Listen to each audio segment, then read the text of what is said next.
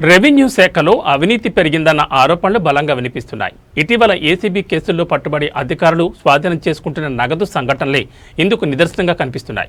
కొందరు అధికారులు లంచాన్ని ఖరీదైందిగా మార్చేశారని చర్చ నడుస్తోంది. వివరాల్లోకి వెళ్తే అనంతపురం జిల్లా సింగనమల నియోజకవర్గంలోని నార్పల మండలంలో కొంతమంది వీఆర్ఓలు వస్తువులు రాజాలవుతున్నారు. పనికో రేటు నిర్ణయించి తమ రేటు సెపరేటు అని చాటుతున్నారు. అడిగినంత ఇచ్చుకోలేని వారికి చుక్కలు చూపిస్తున్నారు. అంతేకాదు కంప్యూటర్ పరిజ్ఞానం లేని ఇతర వీఆర్ఓల విధుల్లో కూడా తలదూర్చుతూ రెండు చేతుల దండేస్తున్నారు.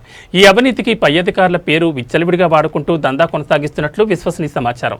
అయితే వీఆర్ఓలు ఇంతగా బరితెగించిన దాఖలాలు గతంలో అరుదు. మీ దయ మా ప్రాప్తం అన్నట్లుగా వ్యవహరించి అల్ప సంతోషులుగా ముద్రపడ్డారు. డిమాండ్ చేయకపోవడంతో ప్రజలు కూడా స్వచ్ఛందంగా తృణమో పణమో సమర్పించుకుని పనులు చక్కబెట్టుకునేవారు. ప్రస్తుతం మండలంలో 5 మంది వీఆర్ఓలు మాత్రం చేతివాటంలో విశ్వరూపం ప్రదర్శించడం మొదలుపెట్టారు. పనికో రేటు ఫిక్స్ చేసి పీడించుకు తింటున్నారు. చిన్న పనికి సైతం కొర్రీలు వేస్తూ కాళ్ళు అడిగేలా తిప్పించుకుంటూ విసిగిపోయేలా చేస్తూ చివరికి దారికి తెచ్చుకుని ఫిక్స్డ్ రేట్ ముట్టాకే ఫైలు ముందుకు కదుపుతున్నారని తెలుస్తోంది. మరింత విస్తుపోయే సమాచారంతో మరో కథనంలో ఫోకస్ అనంత స్పెషల్ ఫోకస్లో వీక్షించండి.